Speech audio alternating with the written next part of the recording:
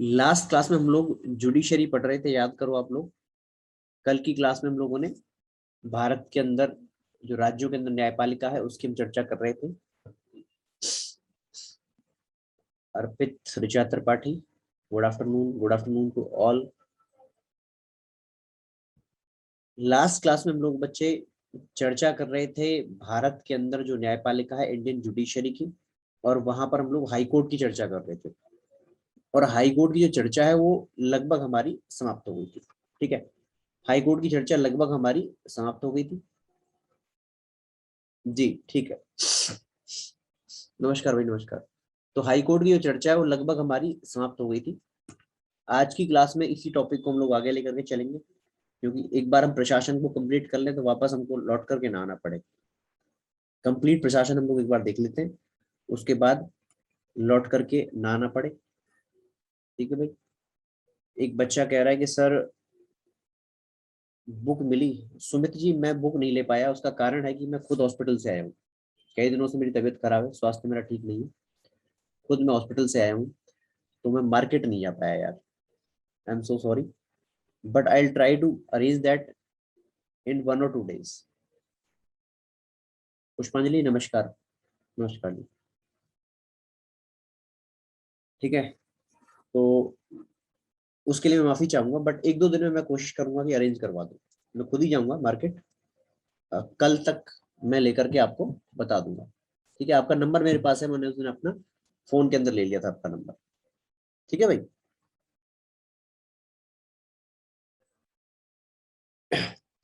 चलिए, हाँ पहले से ठीक है, but still I am working on that. क्योंकि एक बार इस माहौल के अंदर एक बार स्वास्थ्य खराब हो जाए तो दिक्कत हो जाती है।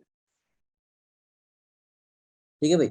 चलिए, तो मैंने आपको बताया था कि हमारी जो न्यायपालिका है, भारत की जो जुडिशरी है, भारत की जो न्यायपालिका है, इंडियन जुडिशरी जो है, आज की क्लास में न्यायपालिका को खत्म करते हैं। और फिर जो हमारा रूरल डेवलपमेंट का जो और टॉपिक्स आ जाते हैं, जैसे कि स्कीम्स हैं या फिर जिला लेवल पर प्रशासन को पढ़ना है, उसको हम कल की क्लासेस शुरू कर देंगे। और अब क्लासेस लगातार चलेंगी, क्योंकि मैं लगभग ठीक हूँ, कोई दिक्कत नहीं है। Shyam Sundar Sharma ji, it's better than before, better than before. नहीं, ऐसा नहीं होता पुष्पांजलि जी। अगर ऐसा होता, बच्चे देखो, आप लोगों का फ्यूचर भी हम लोग को देखना होता है। सिर्फ ऐसा नहीं कि मेरा ही स्वास्थ्य है। जब भी आप किसी पद पर जाते हैं, कल भी आप जब सर्विस में जाएंगे, तो वहां पर आपके कंधों पर भी जिम्मेदारी होती है। तो you have to shoulder that responsibility. सिर्फ आपकी वजह से बाकी चीजों का नुकसान नहीं होना चाहिए। तो आई एम फार बेटर, क्योंकि मैं अब ज्यादा क्लास नहीं ले रहा हूँ, 1 या 2 घंटे क्लास लेता हूँ बस। तो मैं अपना काम चला लूंगा, कोई दिक्कत नहीं आएगी। तो फिलहाल हम लोग इस बार न्यायपालिका को देख लेते हैं, जुडिशरी को देख लेते हैं। देखिए, अगर हम भारत की न्यायपालिका को देखें तो मैंने आपको बताया था कि इस न्यायपालिका को हम कहते हैं एकीकृत, यानी कि इंटीग्रेटेड जुडिशरी। यहाँ पर सबसे हाई लेवल पर सुप्रीम कोर्ट, जिसको आप कहते हैं सर्वोच्च न्यायालय, फिर हर राज्य के लिए एक हाई कोर्ट, जिसको आप कहते हैं उच्च न्यायालय, और उसके बाद फिर सबऑर्डिनेट कोर्ट, जिसको आप कह देते हैं हिंदी में अधीनस्थ न्यायालय। अधीनस्थ न्यायालय। ठीक है, हमारे सिलेबस के हिसाब से जो जो हाई कोर्ट की जरूरत, हाई कोर्ट के संदर्भ में जिस जिस जानकारी की आवश्यकता थी हमें, वो हम लोग कर चुके हैं। आर्टिकल 214 से लेकर के 231 तक ये हम कर चुके हैं, जितना हमको आवश्यकता थी। अब एक बार सुप्रीम कोर्ट को देख लेते हैं, इस पे नजर मार लेते हैं, अदरवाइज फिर ये रहेगा कि सर ये छूट गया। सुप्रीम कोर्ट और उसके बाद हमारा डिस्ट्रिक्ट कोर्ट, अधीनस्थ न्यायालय, इन दोनों को करके टॉपिक को वाइंड अप करेंगे। ठीक है भाई। चलिए, देखिए, अगर हम भारत के अंदर सर्वोच्च न्यायालय की बात करें, अगर हम भारत के अंदर सर्वोच्च न्यायालय की बात करें, तो हमारा जो सुप्रीम कोर्ट है, हमारा जो सर्वोच्च न्यायालय है, हमारा जो सर्वोच्च न्यायालय है, आज का सर्वोच्च न्यायालय, इस सर्वोच्च न्यायालय की जो स्थापना है वो 28 जनवरी 1950 को होती है। 28 जनवरी 1950 को होती है। लेकिन क्या इससे पहले इस प्रकार की व्यवस्था नहीं थी क्या? ये कहना गलत हो जाएगा। इससे पहले ही भारत के अंदर इस प्रकार की व्यवस्था थी। आपने एक एक्ट पढ़ा होगा पॉलिटी के अंदर, government of India act, Bharat सरकार अधिनियम 1935। Government of India act 1935, Bharat सरकार अधिनियम 1935। ये भारत सरकार अधिनियम 1935 क्या कहता है? भारत सरकार अधिनियम 1935 कहता है कि देश के अंदर क्या होगा, एक फेडरल कोर्ट होगा, ठीक है, federal court of India, federal court of India. बेटा पुष्पांजलि, ये जो आप कह रहे हो ना 1773 वाला, ये उस सुप्रीम कोर्ट की बात नहीं हो रही। वो 1773 के अंदर 1773 के रेगुलेटिंग एक्ट के द्वारा कलकत्ता के अंदर सुप्रीम कोर्ट की स्थापना की गई थी। वो इस स्ट्रक्चर से भी डिफरेंट है। कारण क्या है, उस समय पर गवर्नमेंट ऑफ इंडिया नहीं थी। 1773 की बात करें, कंपनी थी, कंपनी का प्रशासन था। ये जो भारत सरकार का जो प्रावधान है बाद के अंदर आता है, बताऊंगा ना आपको, ये भारत सरकार का प्रावधान बाद में आता है, ठीक है। उसके बाद में व्यवस्था आती है, जैसे कि लेजिस्लेटिव पावर, एग्जीक्यूटिव पावर, ये सब के सब बाद में डिफरेंशिएट होती है, ठीक है। तो जो सुप्रीम कोर्ट 1773 में आया था, उसका इस फेडरल कोर्ट से और आज के वर्तमान कोर्ट से कोई लेना देना नहीं किसी प्रकार का, ठीक है। तो आज का जो सुप्रीम कोर्ट है ये आता है 28 जनवरी 1950 को, और गवर्नमेंट ऑफ इंडिया एक्ट 1935 को आप एक इस एक्ट के द्वारा भी कोर्ट आया, इसको आप कहते हैं फेडरल कोर्ट ऑफ इंडिया। और बाद में जब भारत आजाद हो गया तो हमने इस फेडरल कोर्ट ऑफ इंडिया को ही भारत के सुप्रीम कोर्ट के अंदर बदल दिया था, बस समझ में आ गई। लेकिन आज का जो सुप्रीम कोर्ट है, ये जो वर्तमान स्थापना है, इसको क्या कहेंगे, इसकी स्थापना 28 जनवरी 1950 को होती है भारत के अंदर, बात समझ में आती है। तो दोनों तीनों चीजें उनको ध्यान रखिएगा। अगर यहाँ पर बात करें तो एक ही आर्टिकल इसके अंदर बहुत ज्यादा इंपॉर्टेंट है, वो है आर्टिकल 124। मैं कोशिश करूंगा इसको जल्दी जल्दी खत्म कराने की। आर्टिकल 124, आर्टिकल 124 क्या कहता है? आर्टिकल 124 सुप्रीम कोर्ट के गठन की बात करता है, सुप्रीम कोर्ट के कॉन्स्टिट्यूशन की बात करता है, कॉन्स्टिट्यूशन ऑफ सुप्रीम कोर्ट, यानी कि सर्वोच्च न्यायालय का गठन। और क्या कहता है, ये कहता है कि इसके अंदर कौन कौन होंगे, इसके अंदर एक होगा chief justice of India, Bharat का मुख्य न्यायाधीश, इसके साथ साथ जज होंगे। शुरुआत का जब आप टेक्स्ट देखेंगे, जब भारत का संविधान पहली बार आया था उसका जब आप टेक्स्ट देखेंगे तो वहां पर यह लिखा हुआ था कि इसके अंदर 7 से ज्यादा जज नहीं होने चाहिए। कितने? 7 से ज्यादा जज नहीं होने चाहिए। शुरुआत की बात कर रहा हूँ, जो शुरुआत में 28 जनवरी 1950 की बात करेंगे तो यहाँ पर संख्या क्या थी, एक सीजेआई और दूसरे 7 जज और हैं, 8 के 8 जज ही। अब फर्क क्या है दोनों के अंदर, ये जो सीजेआई है जिसे आप कहते हैं चीफ जस्टिस ऑफ इंडिया, ये जो सीजेआई है जिसे आप कहते हैं chief justice of India, Hindi में कहते हैं भारत का मुख्य न्यायाधीश, भारत का मुख्य न्यायाधीश, chief justice of India Bharat का मुख्य न्यायाधीश, ये भी एक जज ही है। लेकिन फर्क क्या है, फर्क ये है कि ये इन सभी में सबसे सीनियर है। ये क्या है, सभी में सबसे सीनियर है। इन जितने भी जज की मैं बात कर रहा हूं, इन सभी जजों में ये क्या है, ये है सीनियर मोस्ट।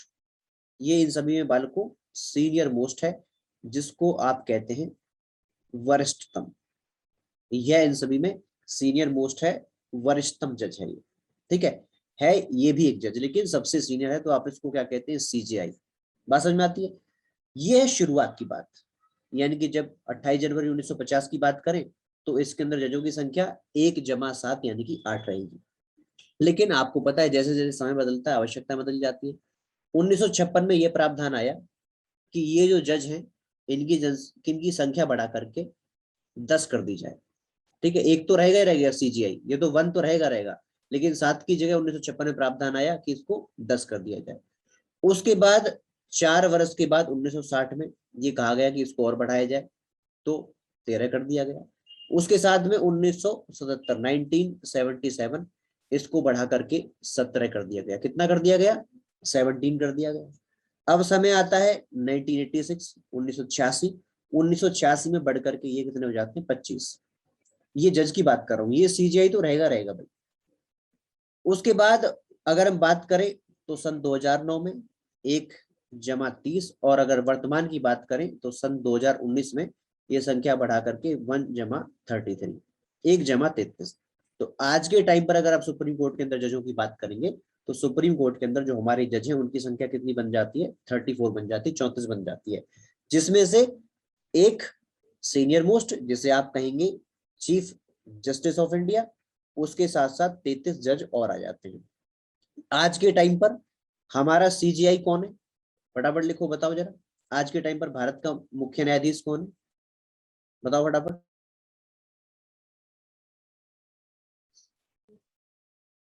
आज के टाइम पर हमारा मुख्य न्यायाधीश कौन है? जी बिल्कुल सही, प्रेम प्रकाश, यानी कि पुष्पांजलि जी। तो कौन है आज के टाइम पर हमारे? एन वेंकट रमन, आप कहेंगे एन वी रमन, बिल्कुल सही, एन वी रमन। ये भारत के 48वें सीजीआई है, 48th chief justice of India है, कौन? N V Raman. वैकेंसी 34 की है, आज के टाइम पर 30 है 31 है वो एक अलग बात है, लेकिन जो सीट है उसके अंदर जो ऑथराइज जजों की संख्या है वो 34 है। बात समझ में आ गई? आपसे क्वेश्चन आता है कि हमारे सुप्रीम कोर्ट के अंदर कितने जज हैं, तो आप 34 कहेंगे, 33 प्लस 1, 33 के साथ में एक chief justice of India senior most, तो कुल मिलाकर के 34। ये बात समझ में आती है? अब चलते हैं नेक्स्ट। अगर इनकी अपॉइंटमेंट करनी है, तो हाईकोर्ट के अंदर अपॉइंटमेंट कौन कर रहा था? अगर अपॉइंटमेंट करनी है तो हाई कोर्ट के अंदर अपॉइंटमेंट कौन कर रहा था बच्चों? याद करो, कौन कर रहा था? वहां पर कर रहे थे भारत के राष्ट्रपति, गवर्नर नहीं कर रहे थे बेटा। कौन कर रहा था? भारत के राष्ट्रपति। हाई कोर्ट के अंदर अपॉइंटमेंट कौन कर रहा था? भारत के राष्ट्रपति। और यहां पर कौन करेगा? यहां पर भी भारत के राष्ट्रपति करेंगे, याद रखना इस बात को। हाई कोर्ट हो या सुप्रीम कोर्ट हो, जजों की जो अपॉइंटमेंट है वो भारत के राष्ट्रपति के द्वारा होती है, by the president of India. इसके अंदर कोई भी आपको चीजें भूलनी नहीं है। बात समझ में आती है? तो भारत के राष्ट्रपति क्या करते हैं? अपॉइंटमेंट करते हैं। लेकिन कैसे, क्या इसका प्रावधान है, क्या भारत का संविधान कहता है? आर्टिकल 124 कहता है कि देखिए, अगर हाई कोर्ट या सुप्रीम कोर्ट के जजों की अपॉइंटमेंट होनी है, नियुक्ति होनी है, तो उस केस में भारत के राष्ट्रपति अपॉइंटमेंट करेंगे, भारत के राष्ट्रपति। लेकिन ये क्या करेंगे? कंसल्ट करेंगे। ये क्या करेंगे? कंसल्ट करेंगे, परामर्श करेंगे, कहने का मतलब पूछ लेंगे। किससे पूछ लेंगे? तो लाइन कहती है कि इतने जजों से पूछना है, सुप्रीम कोर्ट हाई कोर्ट के उन जजों से पूछेंगे जो उनको उचित लगता है। ये भारत का संविधान कह करके शांत हो जाता है। लेकिन वर्तमान का प्रावधान क्या है, जरा देखो एक बार। प्रावधान ये कहता था, शुरुआत की बात करें, कि राष्ट्रपति महोदय किससे सलाह लेंगे? राष्ट्रपति महोदय भारत के मुख्य न्यायाधीश से सलाह लेंगे। ये प्रावधान चल रहा था। जब ये प्रावधान चल रहा था तो तरीका क्या था? सीजीआई ने लिस्ट बनाई, लिस्ट बना करके राष्ट्रपति महोदय के पास भेज दी। अब राष्ट्रपति महोदय उसको एक्सेप्ट भी कर सकते हैं, रिजेक्ट भी कर सकते हैं। तो ये बड़ा कंट्रोवर्सी बन गई कि भाई इन्होंने सलाह दी, अब इन्होंने, सीजीआई ने सलाह दी है तो ये कानून के अंदर एक्सपर्ट है, सुप्रीम कोर्ट के अंदर यानी कि भारत की न्यायपालिका के अंदर लंबा इनका करियर रहता है, तो इन्होंने अगर कोई सलाह दी तो सोच समझ के दी होगी। तो क्वेश्चन ये आता है कि अगर राष्ट्रपति ने रिजेक्ट किया तो राष्ट्रपति को रिजेक्ट करने का क्या कारण है? राष्ट्रपति को रिजेक्ट नहीं करनी चाहिए। तो इसको लेकर के एक मुकदमा भारत के सुप्रीम कोर्ट के अंदर चला गया। जब मुकदमा गया तो ये मुकदमा था बच्चे 1982 के अंदर, 1982 के अंदर ये मुकदमा था, जिसको हम कहते हैं क्या? प्रथम जज केस, जिसे हम कहते हैं प्रथम जज केस। प्रथम जज केस, फर्स्ट जज केस। ये फर्स्ट जज केस क्या कहता है? ये फर्स्ट जज केस में क्वेश्चन क्या था? सुप्रीम कोर्ट के सामने क्वेश्चन था कि अगर सीजेआई कोई सलाह राष्ट्रपति को देते हैं तो राष्ट्रपति उसे मानेंगे या नहीं मानेंगे। यानी कंसल्टेशन का मतलब कंकरेंस होगा या नहीं होगा, सलाह का मतलब सहमति होगा या नहीं होगा। तो सुप्रीम कोर्ट ने ओपाइन किया, सुप्रीम कोर्ट ने कहा कि अगर सीजेआई सलाह दे रहे हैं तो सोच समझ के दे रहे होंगे, क्योंकि न्यायपालिका में उनका एक लंबा अनुभव होता है, तो उनके द्वारा दी गई सलाह, इस सलाह का मतलब क्या होगा? सलाह का अर्थ होगा सहमति। क्या होगा? सलाह का अर्थ होगा बच्चे क्या? सहमति। बात समझ में आ गई? सलाह का अर्थ क्या होगा? सहमति। अब आगे बात चलते हैं। आगे फिर ये क्वेश्चन दोबारा आया, कब? 1993 के अंदर, कि भाई देखो ये सलाह दे रहे हैं तो सलाह, अब तो ये वाली बात हो गई, पहले ये मनमानी कर रहे थे, अब ये मनमानी कर रहे हैं। फर्क तो ये हो, पहले राष्ट्रपति की चल रही थी, अब सीजीआई की चल रही है, तो बोले यही प्रोसेस ठीक नहीं है। तो इसको लेकर भी क्वेश्चन उठा। जब इसको लेकर क्वेश्चन उठा तो उसको आप कहते हैं दूसरा जज केस, यानी कि द्वितीय जज केस, सेकंड जज केस।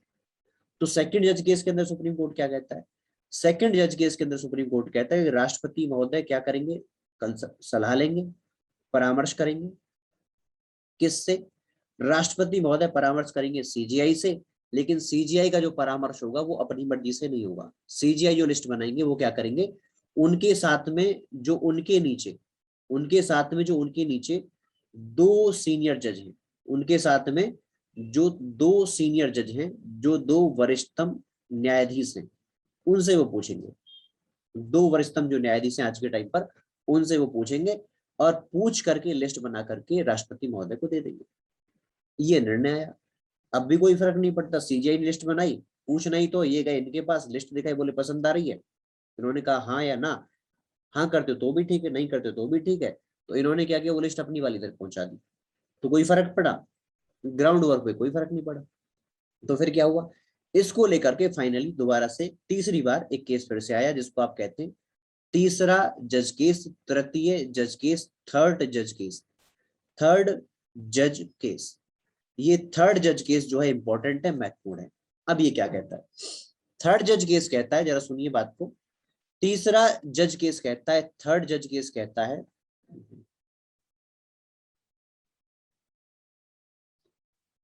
थर्ड जज केस कहता है, तीसरा जज केस 1998।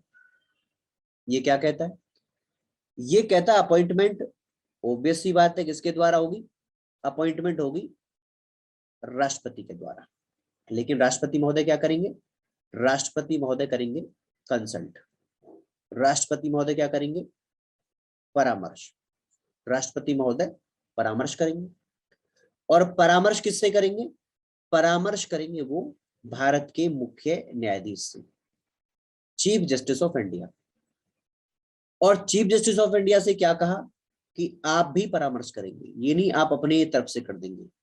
आप क्या करेंगे, आप जो चार सीनियर मोस्ट जज होंगे आपके नीचे, आपसे तो जूनियर होंगे लेकिन पूरे सुप्रीम कोर्ट के अंदर सबसे सीनियर होंगे, तो जो चार सीनियर मोस्ट जज होंगे, चार वरिष्ठतम न्यायमूर्ति होंगे, न्यायाधीश होंगे, उन चार वरिष्ठतम न्यायाधीशों से आप पूछेंगे, कल कंसल्ट करेंगे, यहां पर आप भी इनसे परामर्श करेंगे।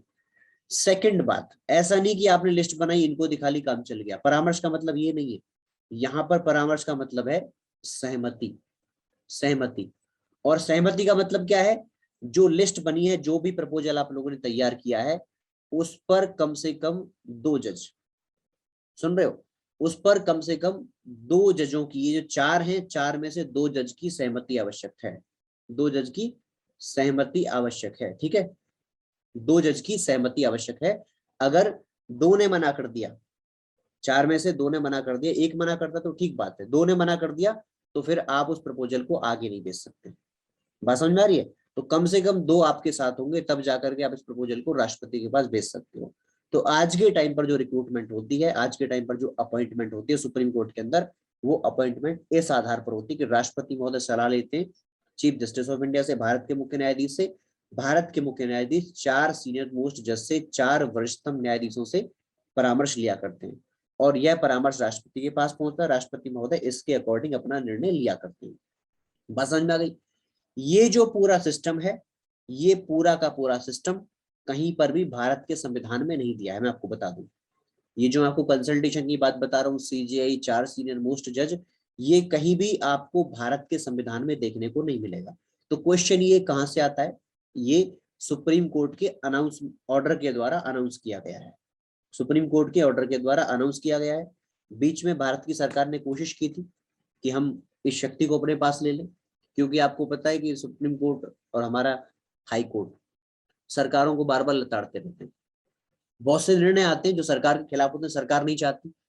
अरे भाई होता है ना, ईगो क्लैश हो जाता है, पार्लियामेंट ने कोई निर्णय लिया, देश की सरकार ने कोई निर्णय लिया, या फिर राज्य के अंदर विधानसभा ने या राज्य के मुख्यमंत्री और मंत्री परिषद ने कोई निर्णय लिया, और निर्णय लेने के बाद जब यह निर्णय न्यायालय के पास पहुंचता है तो न्यायालय कई बार इसको नल एंड वॉइड डिक्लेयर कर देता है। तो शुरू से लेकर कोशिश थी कि मनमोहन सरकार से पहले से लेकर कोशिश थी कि किसी प्रकार से ये जो सिस्टम है इसको रोका जाए, और हम लोग NJC, national judicial appointment commission लेकर के आए। शुरुआत भी की, भारत के संविधान में संशोधन भी किया कि ये वाला सिस्टम नहीं चलेगा, कौन सा चलेगा, एनजेएसी चलेगा। लेकिन बाद में सुप्रीम कोर्ट ने उसको नल एंड वॉइड डिक्लेयर कर दिया। लेकिन आज कहने का मतलब ये, आज के टाइम पर यही प्रावधान चलता है, और इसे आप लोग क्या कहते हैं, इसे आप लोग क्या कहते हैं, इसे आप लोग कॉलेजियम सिस्टम के नाम से जानते हैं। कॉलेजियम मतलब कलीग, कलीग आपस में मिलकर के तय करेंगे, यानी कि काम करने वाले व्यक्ति आपस में मिलकर के तय करेंगे, कॉलेजियम सिस्टम आप लोग इसको कहते हैं। तो वर्तमान में अपॉइंटमेंट का ये तरीका है। प्रावधान कहां पर है, आर्टिकल 124 के अंदर है। बात समझ में आ गई आपको। तो ये थोड़ी सी चीजें चलती रहती है भारत के अंदर या किसी भी देश के अंदर, न्यायपालिका और कार्यपालिका के बीच में हमेशा वो एक तनाव बना रहता है। जैसे आप लोगों ने भी देखा होगा डोनाल्ड ट्रंप के समय पर, जब डोनाल्ड ट्रंप अमेरिका के राष्ट्रपति बने, तो उस समय पर उन्होंने एक ब्लैंकेट बैन लगा दिया। वो ब्लैंकेट बैन क्या था कि मुस्लिम कोई भी होगा तो अमेरिका के अंदर प्रवेश नहीं कर सकता। तो वहां का जो फेडरल कोर्ट है बाद में उसने कहा कि भाई आप ऐसा कोई ब्लैंकेट बैन नहीं लगा सकते, ये आपने देखा होगा। बात समझ में आ रही है।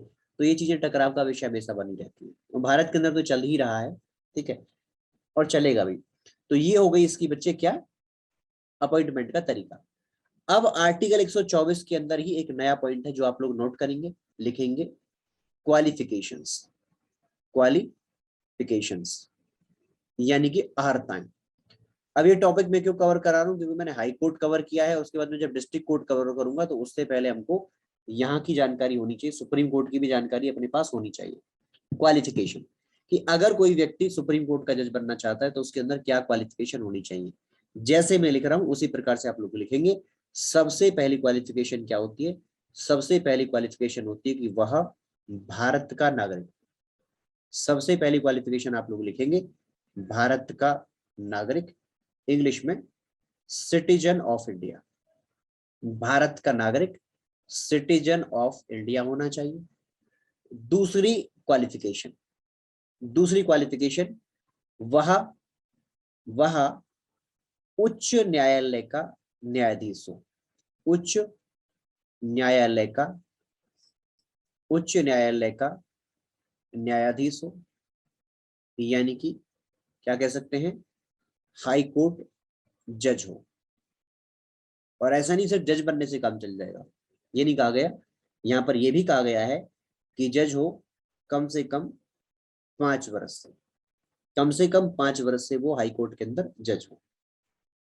अगर हाई कोर्ट के अंदर जज नहीं तो फिर कहा गया है कि एक और क्वालिफिकेशन हो सकती है, आप लिखेंगे और, यानी कि या। पहली तो मस्ट है, दूसरी में से या तो हाई कोर्ट का न्यायाधीश हो, हाई कोर्ट का जज हो, या फिर लिखें आप लोग हाई कोर्ट के अंदर उच्च न्यायालय के अंदर अधिवक्ता हो। उच्च न्यायालय में, उच्च न्यायालय में अधिवक्ता हो। उच्च न्यायालय में अधिवक्ता यानी कि हाई कोर्ट एडवोकेट हो, यानी कि हाई कोर्ट के अंदर एडवोकेट हो और कम से कम 10 वर्षों से हो। ठीक है, हाई कोर्ट के अंदर एडवोकेट हो और 10 वर्षों से हो। जब भी कोई वैकेंसी आती है तो नोटिफाई होता है कि भाई अगर कोई व्यक्ति अप्लाई करना चाहता है सुप्रीम कोर्ट के जज के लिए, तो जो व्यक्ति हाई कोर्ट के अंदर एडवोकेट है, अधिवक्ता है 10 वर्षों से, वह अप्लाई कर सकता है।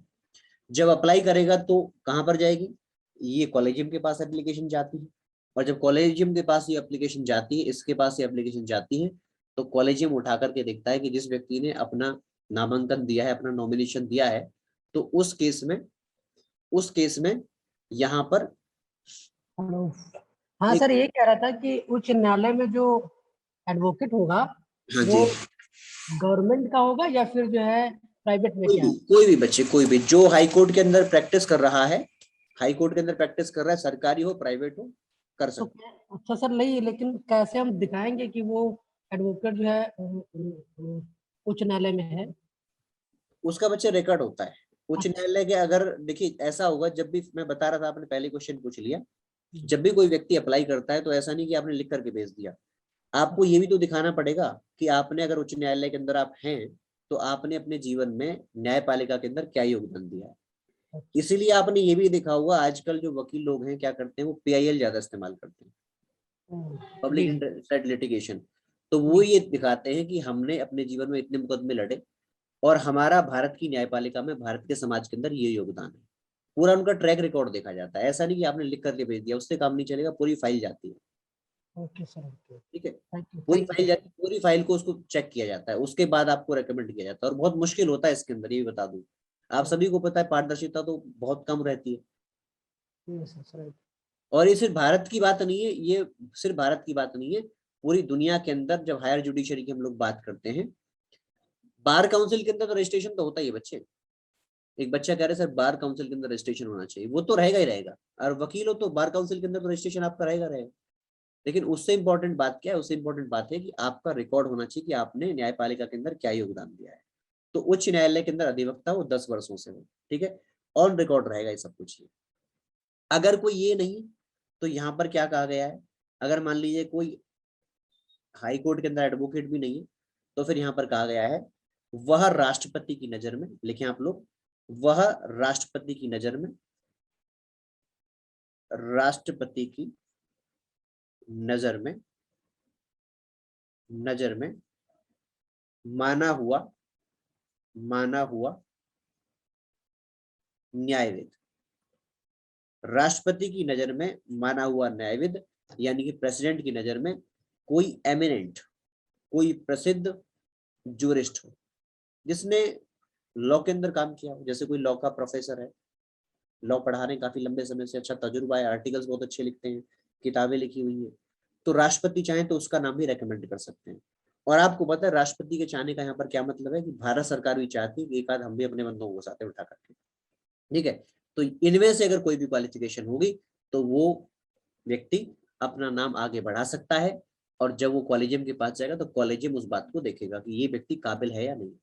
बात समझ में आती है। और रिक्रूटमेंट का तरीका क्या है, कॉलेजियम के थ्रू होगा। कॉलेजियम का मतलब सीजीआई के साथ में 4 सीनियर मोस्ट जज, जहां पर प्लूरैलिटी के द्वारा डिसीजन लिया जाएगा। अगर किसी भी निर्णय पर 2 जज सहमत नहीं है 4 में से, तो उस निर्णय को आगे फॉरवर्ड नहीं किया जाएगा, उसको वहीं रोक दिया जाएगा। ये कुछ बेसिक सी बात है इसके लिए, बात समझ में आती है। तो ये हो गया। अच्छा, अब सिर्फ इतने से काम नहीं चलेगा, क्वालिफिकेशन हो गई, अपॉइंटमेंट हो गई, तो जब भी व्यक्ति आगे जाएगा जज के तौर पर काम करेगा, तो उसको क्या लेना पड़ेगा, शपथ लेना पड़ेगा। उसको क्या लेना पड़ेगा, शपथ लेना पड़ेगा। अब शपथ कौन दिलाएगा, भारत का संविधान कहता है कि जब शपथ की बात करें, सुप्रीम कोर्ट के जज की शपथ की बात करें, तो शपथ कौन दिलवाता है, यहाँ पर सुप्रीम कोर्ट के अंदर शपथ दिलवाते हैं राष्ट्रपति महोदय। राष्ट्रपति या उनके द्वारा नियुक्त अन्य व्यक्ति, या उनके द्वारा नियुक्त अन्य व्यक्ति। अब सुनना मेरी बात को, या उनके द्वारा नियुक्त अन्य व्यक्ति।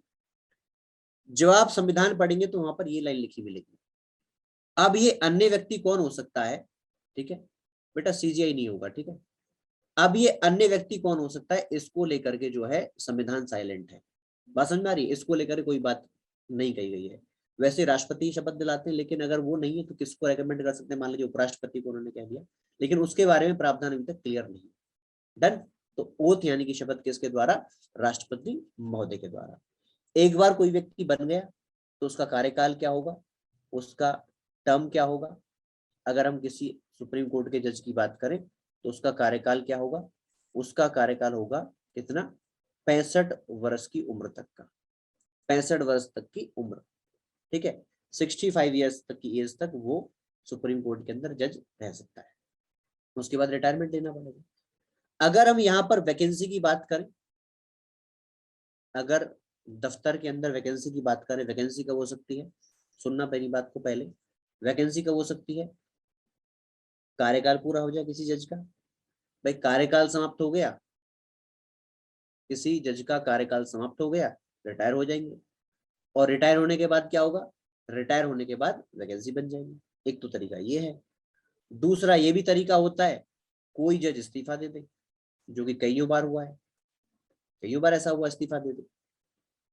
या फिर ये पॉसिबल है कि उनका निष्कासन हो जाए, उनको उठा करके निकाल दिया जाए, रिमूवल।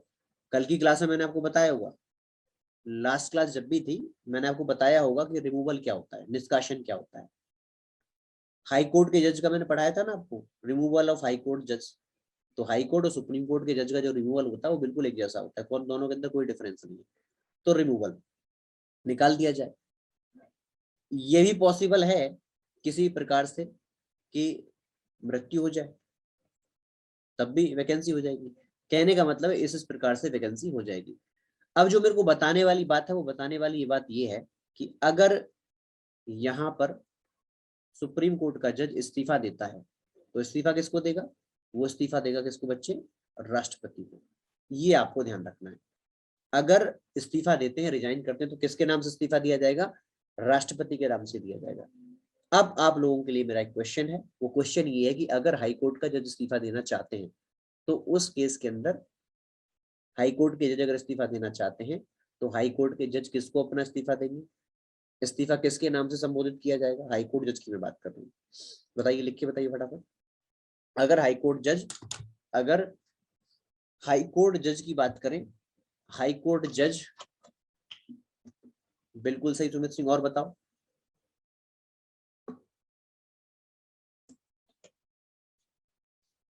अवधेश बिल्कुल सही, सुरेंद्र तिवारी बिल्कुल सही। बेटा राज्यपाल को नहीं दिया जाएगा, याद रखना, इसीलिए मैंने क्वेश्चन पूछा था। बच्चे सोचते हैं कि राज्य की बात हो रही तो राज्यपाल को इस्तीफा दिया जाएगा, नहीं। यहाँ पर हाई कोर्ट का जब भी इस्तीफा दे देगा तो वो भी किसके नाम पर देगा? राष्ट्रपति के नाम से लिख करके देगा। संबोधन किसके नाम पर होगा? प्रेसिडेंट ऑफ इंडिया के नाम से ही होगा। दोनों के अंदर कोई डिफरेंस नहीं है इस बात को लेकर के, इसीलिए मैंने आपसे पूछा था। बात समझ में आ गई? चलिए अब चलते हैं थोड़ा सा आगे। रिमूवल मैंने करा दिया था लास्ट क्लास में, मेरे को बताओ जरा एक बार। सौमित्र सेन की चर्चा मैंने की होगी, वी रामास्वामी की चर्चा की होगी। लास्ट क्लास में मैंने रिमूवल करा दिया था। रिमूवल का प्रोसेस, ठीक है, गुड, वेरी गुड, बता दिया था। कमेटी मैंने बता दी होगी, 3 मेंबर की कमेटी होती है। गुड, चलिए ये हो गया बच्चे क्या, हमारे जजों का अपॉइंटमेंट। हाँ जी बिल्कुल सही, वो जस्टिस वी रामास्वामी की मैंने बात बताई थी बिल्कुल, कि जस्टिस वी रामास्वामी 1991 से लेकर के 1993 के बीच में ये सुप्रीम कोर्ट के अंदर जज थे। उससे पहले हरियाणा हाई कोर्ट के यानी कि चंडीगढ़ हाई कोर्ट के अंदर चीफ जस्टिस हुआ थे। जब ये सुप्रीम कोर्ट के अंदर जज थे तो इनके खिलाफ महाभियोग प्रस्ताव लेकर के आएगा, रिमूवल की बात की गई, इनके खिलाफ जांच किया गया, तो जांच में भी ये पाया गया था कि ये दोषी हैं। लेकिन जब वोटिंग की बारी आई तो वहां पर कांग्रेस पार्टी ने वॉकआउट कर दिया, और कांग्रेस पार्टी के वॉकआउट के बाद जो है, कांग्रेस पार्टी के वॉकआउट के बाद इनको वहां से निकाला नहीं जा सका, क्योंकि रिक्वायर्ड जो मत था, जो बहुमत की आवश्यकता पड़ती थी, वो बहुमत यहाँ पर उनको मिल नहीं पाया। ठीक है, एक तो ये वाली बात। एक और सुमित कुमार, मैंने आपको अनम्यूट कर दिया, थोड़ा सा रुकिए जरा।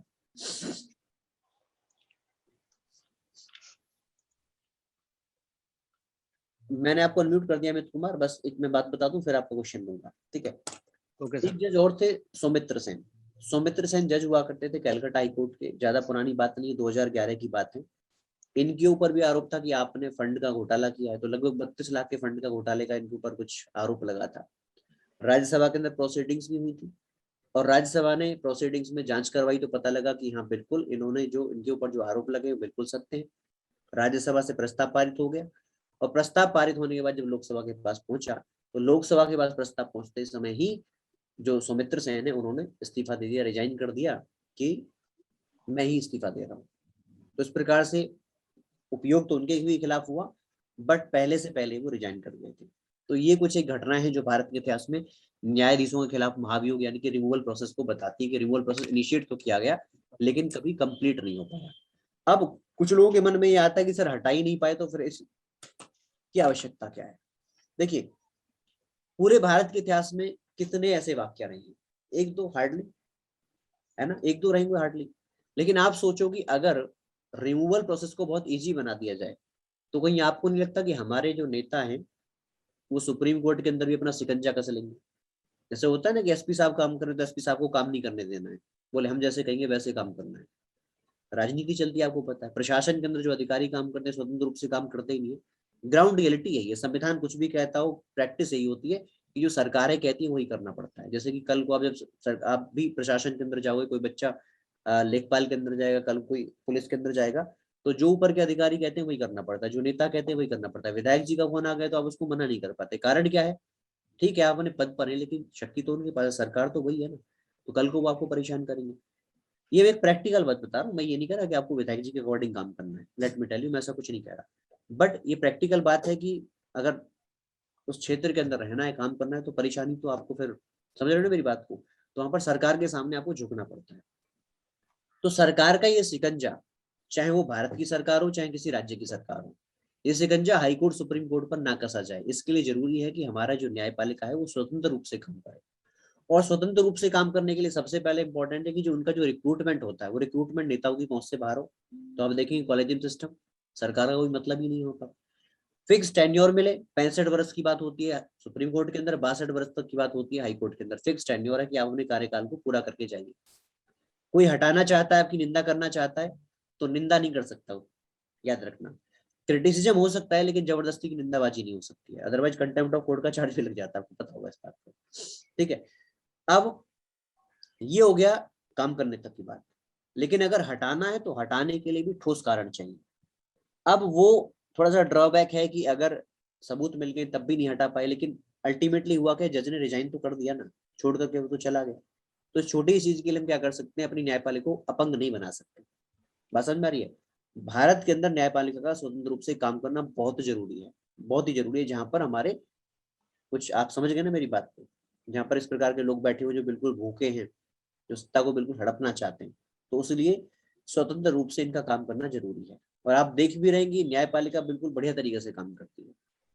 चलिए अमित कुमार जी पूछिए, क्या क्वेश्चन पूछ रहे थे आप?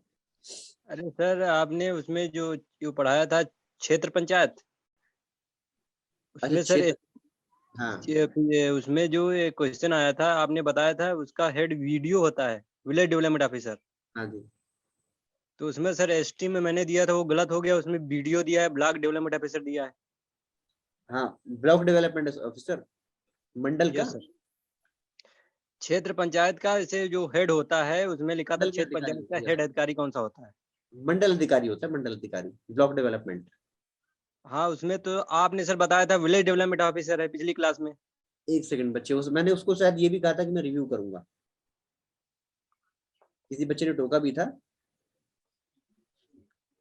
वही सर पूछना था, वो हम कल एसटी दिए थे, इसी सफलता पे एसटी दिए थे, अच्छा उसमें तो सर क्वेश्चन गलत हो वीडियो गए। होता है, आई एम सो सॉरी, वो क्वेश्चन भी मैंने दिया था वहां पर, जो क्वेश्चन आपको मिले वो क्वेश्चन भी मेरे बनाए हुए दिए हैं। ठीक है, तो वो ओके सर, वीडियो ही है इसके अंदर, जो आपको वही मॉक सर वही कंफर्म करना था। दिए जाते हैं। तो मैंने ओके कहा भी सर। था कि मैं उसको रिव्यू करूंगा, बट किसी बच्चे ने दोबारा मुझसे पूछा नहीं तो मैं उसको रिव्यू नहीं कर पाया। नहीं सर, क्वेश्चन पूछते हैं, जैसे हमने पिछली क्लास में कोई क्वेश्चन पूछा था, आज हमें याद नहीं है, आपने कहा था अगली क्लास में बताएंगे, आज हमें भूल गया, पता नहीं क्या पूछा था। तो एक तो काम वही कीजिए, होता है ना सर। कॉपी पेन रखा करो, उसको नोट कर लिया करो और नोट करने के बाद मेरे पास भेज दिया करो। Okay sir. आपके हर क्वेश्चन का निवारण करना हमारा कर्तव्य, हम करेंगे भी। ओके ठीक है, ओके सर। हाँ। और आप लोग ग्रुप के अंदर होंगे सभी के सभी ना, यस सर। लेखपाल ग्रुप के अंदर होंगे, तो वहां यस पर सर। भेज दिया करो, वहां पर आपको मैं मिल जाऊंगा। आप मुझे मगर डायरेक्ट सर जैसे वो पंचायती राज में सर, वो जो आर्टिकल होते वो उन्होंने नहीं, आपने कराया, वो नहीं कराया आपने सर। वो हम पंचायती राज का आर्टिकल जैसे मैं एक बार अपना 343। PDF है उसको रिव्यू कर लूंगा, अगर नहीं कराया तो मैं बता दूंगा।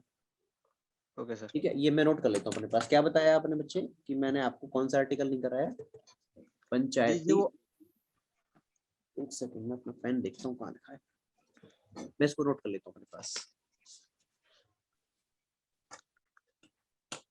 ठीक है बच्चे, मैं इसको नोट कर रहा हूँ अपने पास में। Okay sir. पंचायती राज के अंदर आर्टिकल, ठीक है, मैं इसको देख लूंगा। ठीक है, ओके सर। अगर नहीं कराया होगा तो मैं इसको आपको लिखवा दूंगा, श्योर। ओके। तो मैं ग्रुप के अंदर ही हूँ, उस ग्रुप के अंदर आप मुझे देखेंगे तो मैं मिल जाऊंगा इसी T-शर्ट के साथ में। ठीक है, आप लोग मैसेज कर दीजिएगा, मैं वहां पर देख लूंगा। ठीक है जरावत ओके जी, ओके ओके सर। चलिए। तो आपकी जो संतुष्टि है वो अति महत्वपूर्ण है भैया। अगर ऐसा कोई क्वेश्चन बच जाता है तो आप पूछ लिया कीजिए, ये आपका कर्तव्य है, क्योंकि कई बार टीचर को नहीं याद होता, तो टीचर के पास 10 क्लास होती है और उसे ये नहीं पता होता मैंने किस क्लास के अंदर क्या बोला था। तो वहां पर थोड़ा सा उसको आप क्लैरिफाई कर लीजिए। और आपके लिए तो बेटर ये है कि मैंने आपसे क्या रखा है, एनी टाइम आप जो है टेलीग्राम पर आकर क्वेश्चन ड्रॉप कर दीजिए, उसका आंसर मैं कर दूंगा। पर्सनल हैंडल पर जाकर के भी आप क्वेश्चन पूछ सकते हैं, क्वेश्चन है तो। चलिए, तो हम यहाँ पर क्या पढ़ रहे थे भाई, यहाँ पर हम लोग बात कर रहे थे रिमूवल की। रिमूवल हमारा खत्म हो गया। ठीक है जी, तो ये कुछ एग्जांपल मैंने, वीर रामास्वामी है या फिर सुमित्र सेन का एग्जांपल मैंने आपको दिया। अच्छा, अब एक चीज और सुनिए आपको, एक चीज सुनिए, एड हॉक जज, एक छोटा सा क्वेश्चन कई बार आ जाता है, एड हॉक जज। हिंदी में कहते हैं इसको, एक मिनट यार, हिंदी में आप लोग लिखिए इसको। बिल्कुल सुमित सिंह, आप सही कह रहे हैं, लेकिन हिंदी का जो शब्द होगा वो थोड़ा सा भारी हो जाता है, ठीक है। हिंदी में आप लोग इसको कहते हैं, अरे फिर गलत हो गया,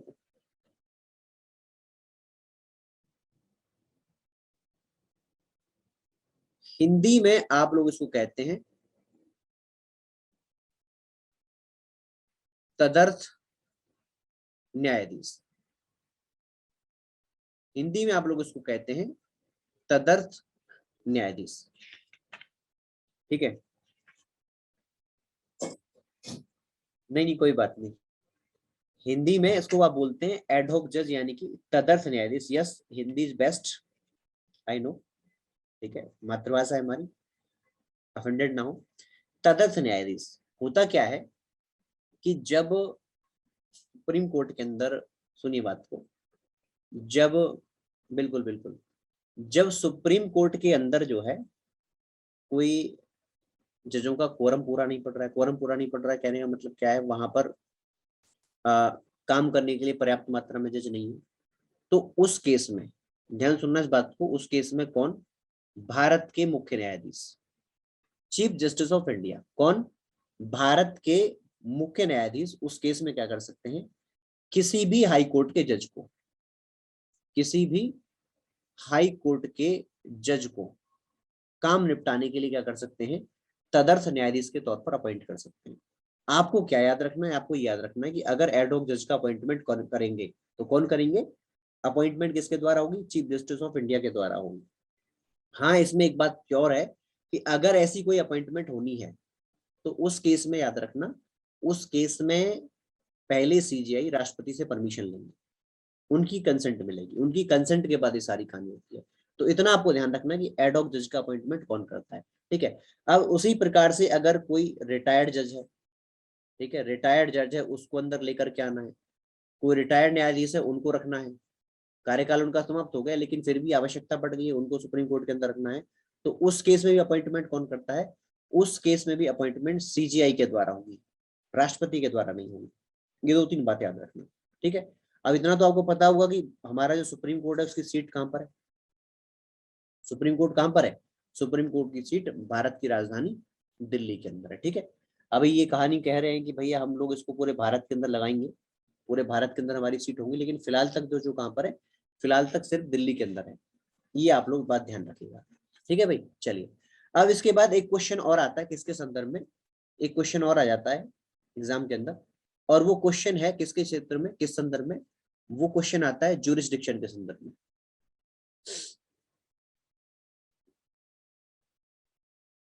कोई बात नहीं बच्चे, हिंदी अगर नहीं आती तो भी आपको सीखनी पड़ेगी, और खास तौर पर जब आपको उत्तर प्रदेश के अंदर काम करना है, जब आपको यूपी के अंदर काम करना है तो हिंदी तो आपको आनी चाहिए, यूपी है, एमपी है ना। अब जैसे किसी को पंजाब के अंदर काम करना है तो पंजाबी आनी चाहिए उसको, क्योंकि बेसिकली ये सिर्फ जॉब नहीं है, ये सेवा है, और सेवा के लिए आपको क्षेत्र के लोगों से बात करनी पड़ेगी। अब क्षेत्र के लोगों से आप कब बात करेंगे, क्षेत्र के लोगों से आप तभी बात कर पाएंगे ना जब आपको वहां की भाषा आती होगी, ठीक है। चलिए, तो यहां पर मैं आपको एक बच्चा कह रहा था, दोबारा बता दो, देखो एडहॉक जज यानी कि टेम्पररी तौर पर जज, टेम्पररी तौर पर किसी जज को, हाई कोर्ट के जज को सुप्रीम कोर्ट के अंदर लेकर के आना है क्योंकि काम ज्यादा है, ठीक है, तो उस केस में सीजीआई लेकर के आएंगे, कौन अपॉइंट करेगा, सीजीआई करेंगे। उसी प्रकार से रिटायर्ड कोई जज हो, कोई जज रिटायर हो गए, उनको सुप्रीम कोर्ट के अंदर काम करवाना है तो वहां पर भी सीजीआई ही उनको नियुक्त करेंगे, राष्ट्रपति नहीं करेंगे। और सीट कहां पर है हमारे इस अगर बात करें भारत के सुप्रीम कोर्ट की, सीट है दिल्ली के अंदर, ठीक है बच्चे, दो तीन बातें मैंने आपको बताई थी। अब आइए नेक्स्ट, नेक्स्ट है ज्यूरिसडिक्शन। ज्यूरिसडिक्शन इसको आप कहते हैं क्षेत्राधिकार, क्षेत्राधिकार या फिर न्याय क्षेत्र, ठीक है। अब सुनिएगा मेरी बात, मैं क्या कह रहा हूं। जब हम कहते हैं क्षेत्राधिकार यानी कि न्याय क्षेत्र, इसका मतलब क्या है कि जो काम करने का क्षेत्र है वो पहले से पहले डिफाइन होता है। जैसे कि आपने सुना होगा, सुना क्या, वो सब जानते हैं, जिले के अंदर एसपी साहब, कप्तान साहब, यूपी के अंदर कप्तान कहते हैं आप लोग, है ना, कप्तान साहब हो गए। अब कप्तान साहब का जो डिस्ट्रिक्ट है वो फिक्स है, उस डिस्ट्रिक्ट की सीमा है, उसको पार करते हुए अगले कप्तान होंगे, उसके अंडर आ जाएगा, है ना। जैसे मथुरा के अलग है, आगरा के अलग है ना जी। तो इस प्रकार से सबका अपना अपना क्षेत्र है। उस क्षेत्र के बाहर जाकर एसपी साहब काम करने पड़ेंगे तो उनको दिक्कत आएगी, क्योंकि फिर वहां पर अगले जो एसपी साहब है उनसे परमिशन लेना पड़ेगा कुछ मामलों में, है ना। उसी प्रकार से भारत के अंदर जो भी व्यवस्थाएं हैं, जो भी डिपार्टमेंट है, सबका अपना अपना क्षेत्र है। जैसे किसी व्यक्ति ने अपराध कर दिया तो अपराध करने के लिए क्या है, पुलिस आएगी, पुलिस उसको अरेस्ट करेगी। अगर किसी व्यक्ति ने बिजली का बिल नहीं भरा तो ये थोड़ी पुलिस आ जाएगी, वहां पर तो पुलिस डिपार्ट जो उनका इलेक्ट्रिसिटी डिपार्टमेंट है वो काम करेगा। तो सबका क्षेत्राधिकार जो है अलग अलग हो जाता है। अब अगर हम भारत के सर्वोच्च न्यायालय के क्षेत्राधिकार की बात करें तो इस क्षेत्राधिकार को कई भागों में बांटा गया है। सबसे पहला क्षेत्राधिकार जो है उसको हम क्या कहते हैं, सबसे पहला जो क्षेत्राधिकार है उसको सुनिएगा बात को, उसको आप कहते हैं ओरिजिनल ज्यूरिसडिक्शन। क्या कहते हैं, ओरिजिनल ज्यूरिसडिक्शन, या फिर हिंदी में कहते हैं मूल क्षेत्राधिकार। क्या कहते हैं, मूल क्षेत्राधिकार। अब इसका मतलब क्या है, मूल क्षेत्राधिकार का मतलब है ऐसे मामले, सुनना मेरी बात को, ऐसे मामले जिनके अंदर हमको ना तो डिस्ट्रिक्ट कोर्ट सबऑर्डिनेट कोर्ट जाने की जरूरत है, ना हाई कोर्ट जाने की जरूरत है, सीधा सीधा सुप्रीम कोर्ट जा सकते हैं। उदाहरण के तौर पर दो राज्य हैं, यूपी हो गया, यूपी के साथ में कोई और राज्य ले लीजिए, आप ले लीजिए एमपी। इन दो राज्यों के बीच में किसी चीज को लेकर के विवाद हो गया, किसी भी चीज को लेकर के विवाद है ना। दो राज्य, एक तरफ एक राज्य, एक तरफ दूसरा राज्य। तो पहला मैंने क्या बताया आपको, पहला राज्य वर्सेज राज्य, एक राज्य कुछ कह रहा है, दूसरा राज्य कुछ कह रहा है, ठीक है, ये हो गया। उसके बाद अगर और देखें तो ये भी पॉसिबल है कि एक तरफ केंद्र की सरकार हो, एक तरफ केंद्र की सरकार हो, दूसरी तरफ राज्य हो, या एक से अधिक राज्य, ठीक है, ये पॉसिबल है। या ये भी पॉसिबल है कि एक तरफ केंद्र हो, केंद्र की सरकार हो, साथ में राज्य हो, और दूसरी तरफ अन्य राज्य हो या एक राज्य हो, यही पॉसिबल है। इस प्रकार का कोई भी विवाद अगर है, इस प्रकार का अगर कोई भी विवाद है तो उसको हम क्या कहते हैं, उसको हम कहते हैं ये सुप्रीम कोर्ट के अंदर ही जाएगा। कहां पर जाएगा ये मामला, सुप्रीम कोर्ट के अंदर, सिर्फ और सिर्फ सुप्रीम कोर्ट के अंदर ही सुना जाएगा। इसको आप कहते हैं सुप्रीम कोर्ट का ओरिजिनल यानी कि मूल क्षेत्राधिकार, ओरिजिनल ज्यूरिसडिक्शन यानी कि मूल क्षेत्राधिकार। या फिर हम सीधी सी बात कहें कि राज्यों के बीच में, राज्य और केंद्र के बीच में अगर कोई विवाद आता है तो वो सुप्रीम कोर्ट का मामला होता है, सुप्रीम कोर्ट का ही अधिकार होता है। तो ये हो गया ओरिजिनल।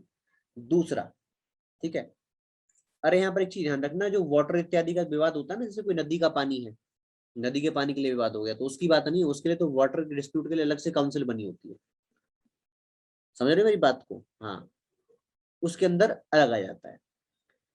फंडामेंटल राइट को थोड़ा सा हम अलग देखेंगे बच्चे, ठीक है। अब दूसरा, दूसरा जो क्षेत्राधिकार है उसको हम कहते हैं रिट। क्या कहते हैं, रिट क्षेत्राधिकार। उसको हम क्या कहते हैं, रिट ज्यूरिसडिक्शन, रिट क्षेत्राधिकार। अब रिट क्षेत्राधिकार क्या है, रिट ज्यूरिसडिक्शन क्या है, एक बच्चे ने कहा भी फंडामेंटल राइट। जब भी किसी व्यक्ति के मौलिक अधिकार का उल्लंघन होता है तो वो क्या करता है, वह जो है आर्टिकल 32 के तहत, आर्टिकल 32 के तहत, बेटा एक मिनट अमित कुमार, अब इसको कंप्लीट कर लूं, आप लिख दीजिए, थोड़ा सा टाइम फिर निकल जाएगा, ठीक है। आर्टिकल, क्योंकि होता है क्या है, एक क्लास को तुरंत छोड़ना पड़ता है क्योंकि दूसरा पोर्टल बिजी हो जाता है फिर, ठीक है। आर्टिकल 32 के अनुसार क्या कहते हैं, अगर किसी व्यक्ति के मौलिक अधिकार का उल्लंघन होता है, फंडामेंटल राइट का उल्लंघन होता है, तो मैंने आपको आप पॉलिटी वाले सर ने बताया होगा आपको कि वहां पर रिट जारी करके मौलिक अधिकारों को लागू करवाया जाता है। अगर हम मूल क्षेत्राधिकार की बात करें, ओरिजिनल ज्यूरिसडिक्शन की बात करें, तो इसका भी आर्टिकल आप लोग नोट कर लीजिएगा, आर्टिकल 131, आर्टिकल 131, ये पहला क्षेत्राधिकार। और दूसरा हमारा रिट क्षेत्राधिकार, आर्टिकल 32। एक क्लैरिफिकेशन और मैं देना चाहता हूं, जो रिट क्षेत्राधिकार है ये सुप्रीम कोर्ट के पास भी है और हाई कोर्ट के पास भी है, ध्यान सुनना इस बात को। रिट जारी करने की शक्ति सुप्रीम कोर्ट के पास भी और हाई कोर्ट के पास भी है, लेकिन हाई कोर्ट का जो क्षेत्राधिकार है रिट के संदर्भ में ये वाइड है और सुप्रीम कोर्ट का नैरो है। क्यों, सुनो मेरी बात को, सुप्रीम कोर्ट सिर्फ और सिर्फ फंडामेंटल राइट के वायलेशन के लिए रिट जारी कर सकता है। भारत का सर्वोच्च न्यायालय जब मौलिक अधिकार का उल्लंघन होता है तभी, केवल तब ही क्या कर सकता है, केवल तब ही रिट जारी कर सकता है। लेकिन हमारा जो हाई कोर्ट है, भारत के अंदर जो 25 हाई कोर्ट है, उनकी रिट ज्यूरिसडिक्शन हमारे जो फंडामेंटल राइट है उनके बियॉन्ड भी जाती है। ये आप थोड़ा सा ध्यान रखिएगा, ठीक है। चलिए, तो ये हो गया। तीसरा आप लिखिए अपेलेट, यानी कि अपीलीय क्षेत्राधिकार। तीसरा आप लिखेंगे अपेलेट, यानी कि अपीलीय क्षेत्राधिकार या फिर अपीलीय न्याय क्षेत्र, जैसा भी आप शब्द पकड़ना चाहें। अपीलीय क्षेत्राधिकार यानी कि अपेलेट ज्यूरिसडिक्शन, अपीलीय न्याय क्षेत्र। अपील का क्या मतलब है? अपील का मतलब ये है कि आपके घर में कोई झगड़ा हो गया, ठीक है, भाई बहनों में आपस में झगड़ा हो गया, आपस में नहीं सुलझा, ठीक है, आपने क्या करा, मम्मी जी को बता दिया। अब मम्मी जी ने एक बच्चे के पक्ष में बात कह दी, तो बोले मम्मी को छोड़ो, अब पापा के पास चलते हैं, वहां से छोड़ो, फिर कहाँ चलते हैं, दादा दादी के पास चलते हैं। तो बेसिकली क्या हो रही है, अपील ही हो रही है। भले एक ने निर्णय दिया तो उससे हम खुश नहीं है। तो भारत के अंदर भी ऐसा होता है। होता क्या है, जब कोई मुकदमा शुरू होता है तो कहाँ से होता है, डिस्ट्रिक्ट कोर्ट से शुरू होता है, सबऑर्डिनेट कोर्ट से शुरू होता है। वहां से शुरू होने के बाद हाई कोर्ट के पास जाता है, हाई कोर्ट के पास जाने के बाद फिर वो कहाँ पर आता है, सुप्रीम कोर्ट के अंदर आता है। तो ये क्या हो रहा है, अपील हो रही है। नीचे जो अदालत ने निर्णय दिया है उससे व्यक्ति खुश नहीं है, तो वो क्या कर सकता है, अपील कर सकता है।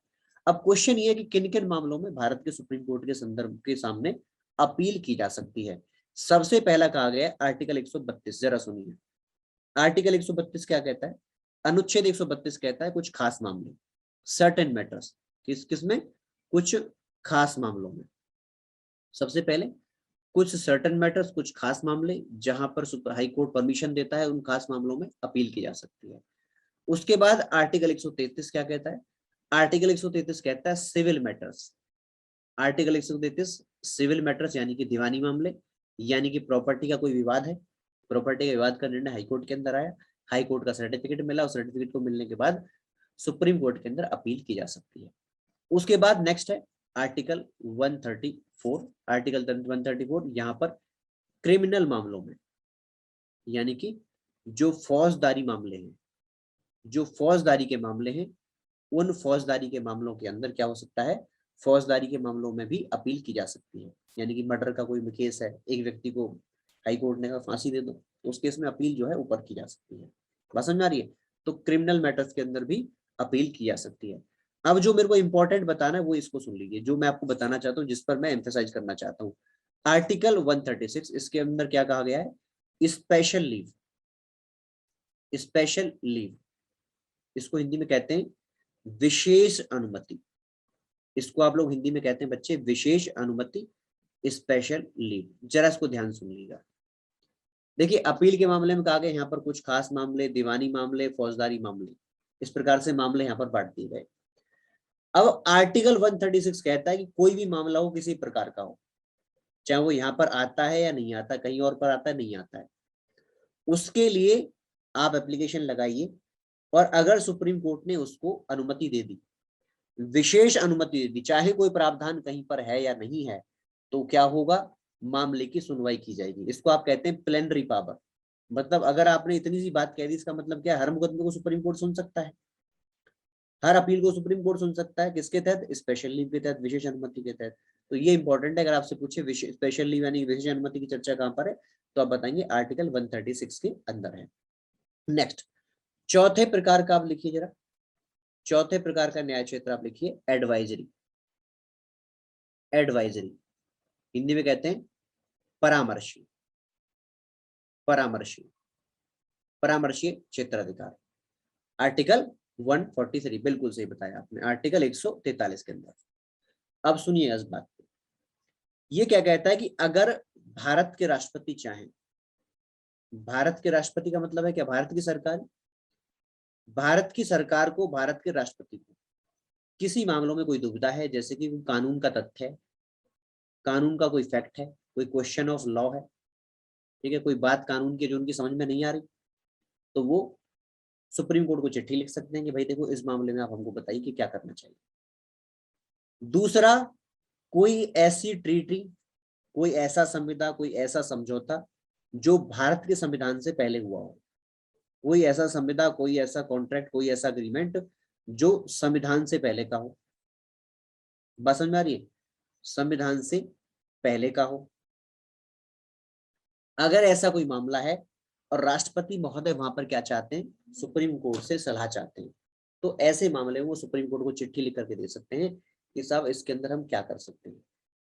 कई बार क्या होता है, सरकार अपनी जो जवाबदेही है उससे थोड़ा सा घबरा जाती है, और घबराना भी तय हो जाता है। जैसे कि मनमोहन सिंह के टाइम पर यह था कि 2G घोटाला हो गया, बहुत बड़ी बड़ी अमाउंट बताई गई, कोल घोटाला हो गया, इतना बड़ा पैसा जो कांग्रेस वाले खा गए। एक्चुअल में ऐसा थोड़ी था। वो तो कहने का मतलब, कैग की एक रिपोर्ट थी, वो ये कहना चाहती थी कि अगर बिडिंग की जाती, अगर बोली लगाई जाती, तो इतना फायदा राजस्व के अंदर सरकार को हो जाता, सरकारी खजाने को इतना फायदा हो जाता है। इसका मतलब कहीं ये नहीं कि उतना पैसा अगर सरकार के पास नहीं है तो नेता अपनी जेब के अंदर रख के लेते हैं, ऐसा कोई इसका मतलब नहीं निकलता। ठीक है, तो ऐसे मामलों में सरकार क्या करती है कि देखो कल को हमारे ऊपर क्वेश्चन ना उठे तो हम सुप्रीम कोर्ट से पूछ लेते हैं, और सुप्रीम कोर्ट जो सलाह लेता है, सलाह देता है, उसको सरकार चाहे तो अप्लाई कर सकती है, चाहे तो मना कर सकती है। जैसे कि मान लीजिए कोई सरकार नीति लेकर के आई, कोई पॉलिसी लेकर के आई, उन्होंने सुप्रीम कोर्ट को लिख करके दिया कि भाई देखो हमको इसमें बताइए क्या करना चाहिए, तो सुप्रीम कोर्ट सलाह देता है। तो राज्य केंद्र की सरकार चाहे तो उसको अडॉप्ट भी कर सकती है, रिजेक्ट भी कर सकती है। बात समझ में आ गई? तो उसको आप कहते हैं परामर्शी क्षेत्राधिकार। इसके बाद नेक्स्ट आप लिखिए यहाँ पर court of record. Court of record Hindi में क्या कहते हैं इसको? अभिलेखों का न्यायालय। अभिलेखों का न्यायालय। कोर्ट ऑफ रिकॉर्ड यानी कि अभिलेखों का न्यायालय क्या कहता है? अभिलेखों का न्यायालय कहता है कि भारत के सुप्रीम कोर्ट ने कोई निर्णय दिया, सुप्रीम कोर्ट कोई निर्णय देता है, सर्वोच्च न्यायालय कोई निर्णय देता है, तो इस सर्वोच्च न्यायालय के निर्णय को कहीं पर भी क्वेश्चन नहीं किया जा सकता। इसको अपने आप में एविडेंस के तौर पर काम करेगा, अपने आप में क्या करेगा, ये अपने आप में ये कानून के तौर पर काम करेगा। कहां पर? आर्टिकल 129 के अंदर कहा गया है, आर्टिकल 129 के अंदर कोर्ट ऑफ रिकॉर्ड। क्या कहना चाहते हैं? जैसे कि आपने सुना होगा 3 तलाक को लेकर के भारत सरकार का कानून। 3 तलाक को लेकर के भारत के सरकार के कानून से पहले हमारे सुप्रीम कोर्ट ने कहा था कि 3 तलाक का गैर कानूनी है, उसको बैन कर देना चाहिए। सुप्रीम कोर्ट ने कहा था, कानून बनकर के तैयार है। अब उसको सरकार को इंप्लीमेंट करना है, तो हटाना है, उसके लिए क्या करना पड़ेगा? सरकार को अपना कानून बनाना पड़ेगा। बात समझ में आती है? तो कोड ऑफ रिकॉर्ड।